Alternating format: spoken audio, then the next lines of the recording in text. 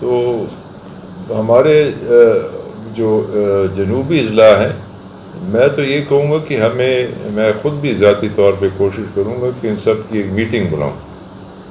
عمر کے لحاظ سے بھی میں جو ہے سینئر ہوں، اور میٹنگ بلا کے ہم آئندہ کے لیے کوئی لائے عمل طے کریں. کیوں ہمارے ساتھ یہ صرف یہ نہیں ہے کہ لکی کے ساتھ زیادتی ہوتی ہے، اور اضلاع جو جنوبی ہیں ان کے ساتھ بھی زیادتی ہوتی ہے. ہمارے اب 74 سال پاکستان کے ہو گئے ہیں، آج ہماری سڑکوں کا حال دیکھیں، آج ہماری پانی نہیں ہے، آبنوشی کا وہ دیکھیں.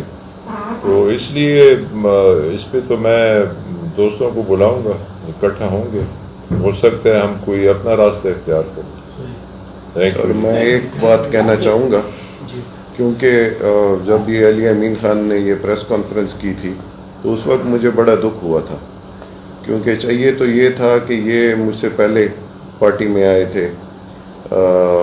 یہ جتنا انتشار پیدا ہوا، جتنی سازشیں ہوئیں میرے خلاف، ان سب میں یہ ملوث تھے.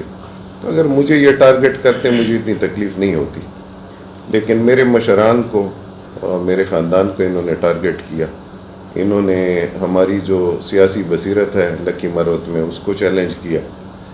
تو یہ میں تکبر میں نہیں کہہ رہا، لیکن اس وقت میں ان کو ایک چیلنج دینا چاہوں گا کہ اگر ان کو بڑا ہی شوق ہے تو میں بھی استعفیٰ دے دیتا ہوں PK 92 پہ، اور یہ استعفیٰ دیں NA 38(1) پہ، DA خان جو ہے. اور ہمارے جو علاقے ہیں ان کے درمیان یہ شیخ بدین کی پہاڑی ہے، کافی ایڈجسٹنٹ ہیں ہمارے، کافی مروت اس سائٹ پہ ہیں.